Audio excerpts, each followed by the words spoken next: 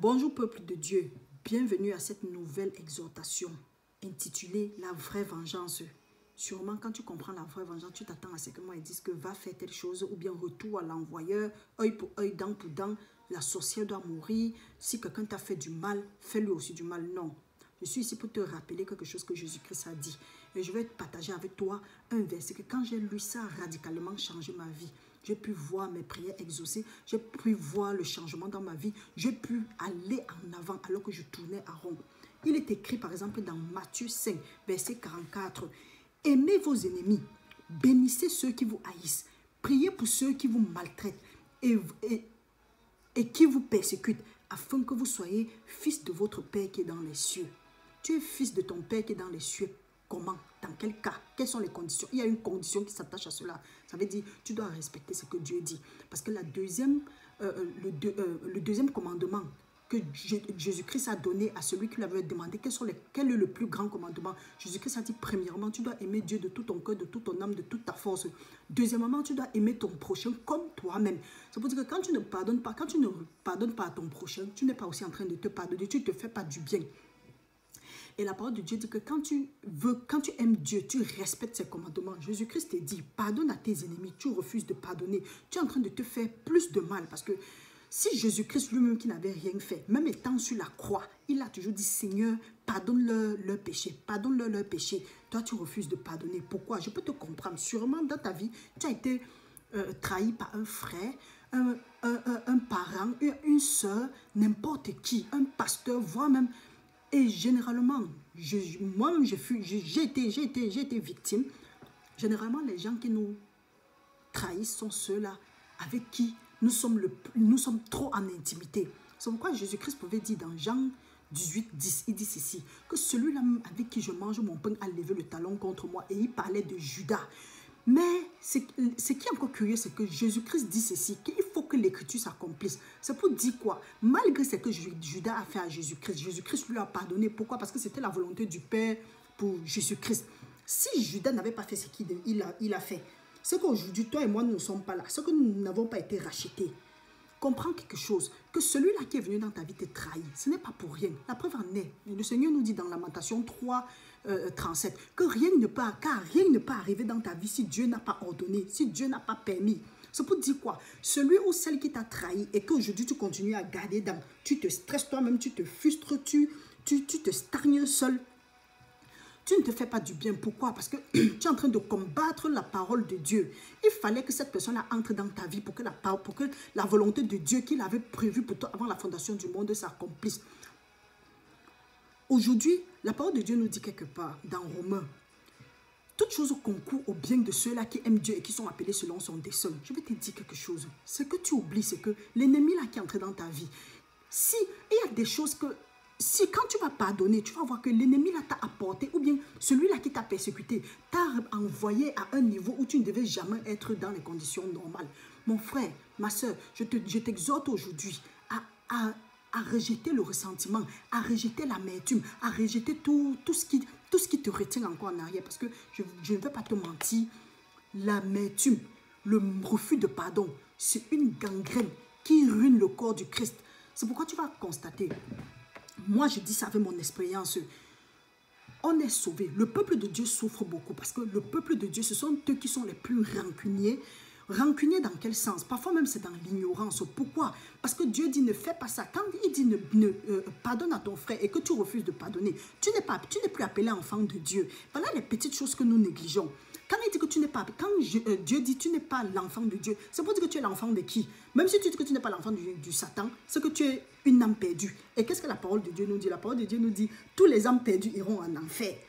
Mon frère, ma soeur, essayons de respecter ce que la parole de Dieu dit. Parce que si tu aimes Dieu de tout ton cœur, de toute ton âme, de toute ta force, tu vas, malgré les circonstances, pardonner à ceux-là qui t'ont offensé. Bien, tu vas peut-être dire, oui, c'est sans tel ou tel, je ne devais pas être là où je suis. Je ne devais pas être en train de subir ce que je subis maintenant. Tu subis ça à cause de toi-même. Ce n'est pas parce que celui-là t'a trahi. Non. C'est parce que tu as refusé de pardonner. Tes prières ne sont pas exaucées. Car la parole de Dieu nous dit je crois que c'est dans Luc ou bien dans Matthieu 6, il dit ceci, que pardonnez à ceux-là qui vous ont offensé, afin que le Père vous pardonne aussi. Et quand tu ne pardonnes pas, tu penses que le Père va te pardonner et tu vas passer le temps à prier, attendre que Dieu t'exauce. Non, Dieu ne va pas t'exaucer. Parce qu'à ce moment-là, si tu veux faire le jeûne comme tu veux, fais des jeûnes à sec pendant n'importe quel nombre de jours, tes prières ne seront pas exaucées. Parce que la parole de Dieu, c'est oui et amen. Et elle ne peut pas être anéantie. Bon, je t'exhorte seulement, frères et sœurs, je vous exhorte, frères et sœurs, à laisser le ressentiment, laisser l'amertume, abandonner les rancœurs. Je veux partager ma petite histoire. Pendant longtemps, je suis restée dans le refus du pardon. Ça m'a ruiné, ça m'a rongé. De nos jours, quand je regarde en arrière, je peux dire merci à tous ceux-là qui m'ont persécuté. Merci à tous ceux-là qui ont pratiqué la sorcellerie sur moi. Merci à ceux-là qui sont partis contre mon avenir, contre ma promotion, contre mes finances. Je leur dis merci parce que sans eux, je ne devais jamais être là où je suis aujourd'hui. Un jour, tu vas te retourner. Fais seulement ce que Dieu te demande de faire. Respecte seulement ses commandements, ses lois, ses principes. Ne brise plus parce que plus tu es en train de briser, plus tu es en train de te faire du mal. C'est pourquoi dans ta vie, par exemple, moi, par exemple, c'était le cas. Il y avait les stagnations dans ma vie. Il y avait l'infertilité, je n'avançais pas, alors que je ne prospérais pas, alors que c'est la volonté de Dieu que je prospère à tout égard. Et le comble, c'est que tu dors sans dormir. Des rêves sexuels dans la nuit, tu manges dans la nuit, tu as des paralysies de sommeil, les maladies, le rejet, la peur et tout ce que ça comporte. Ce n'est pas la volonté de Dieu que nous ayons des rêves sataniques, mais c'est la volonté de Dieu que nous ayons des rêves divins. Parce qu'il dit dans Amos 3.3 que rien ne peut, dans Amos 3.7 autant pour moi, que rien ne peut arriver sans que Dieu n'ait au préalable avisé à ses prophètes.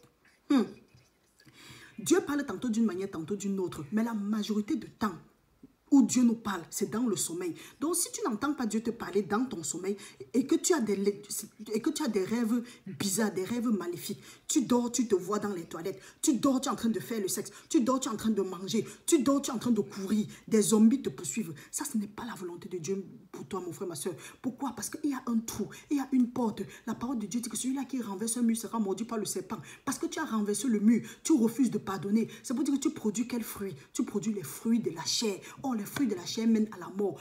Prends la décision aujourd'hui de pardonner à tous ceux-là qui t'ont offensé, de leur pardonner. Et tu vas voir ta délivrance, tu vas voir ta guérison, tu vas voir ta prospérité, tu vas voir ton avancement. Tu seras catapulté à un endroit où tu ne pouvais jamais imaginer. Et le comble, c'est que Dieu va te restaurer les années là que tu as passées, que tu as perdues. Prends juste la décision de pardonner aux gens qui t'ont offensé, mon frère, ma soeur. Laisse le ressentiment. On va approfondir ça et on va parler de la puissance du pardon. Renouvelle ton esprit avec la parole de Dieu. Cherche à abandonner tout ça là. Parce que Jésus-Christ nous a dit que dans les derniers temps, l'amour de plusieurs vont refroidir. Ça veut dire quoi? Même celui-là qui t'aime, celui-là qui est prêt, qui est proche de toi, quand il y aura une situation, tu te demandes même si c'est lui. C'est pourquoi la parole de Dieu dit que soumettez vos vies à Dieu, résistez au diable et il s'enfuira loin de vous. Aujourd'hui, de nos jours, quand je vois même, j'ai eu la révélation de plusieurs personnes qui ont travaillé contre moi, qui m'ont trahi, mais ce n'est plus le cas. Je suis même arrivée jusqu'à dire à quelqu'un que non, tu n'as pas besoin de te repentir, tu n'as pas besoin de me demander pardon. Sache que ne me dis même pas ce que tu as fait. C'est déjà bien comme tu as pris ce pas-là. Là, maintenant, c'est ton problème et Dieu.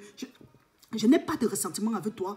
Quand je pense plutôt à ce que tu m'as fait, je pleure plutôt pour toi. Je demande même à Dieu, une fois de plus, de te pardonner tes péchés. Parce que la parole de Dieu dit, on ne se moque pas de Dieu. Ce qu'un homme sème, il va récolter. Quand je pense à ce que tu m'as fait subir, et je vois ce que tu vas subir toi-même, j'ai de la peine pour toi. Parce que Dieu dit ceci, à moi la vengeance, à moi la rétribution. Si Dieu dit qu'à lui la vengeance, à lui la rétribution, c'est que pour toi c'est le pardon.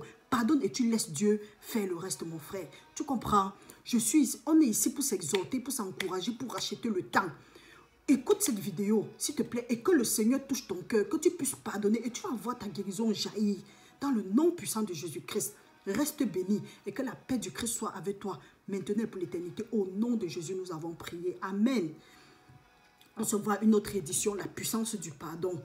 Bonne journée.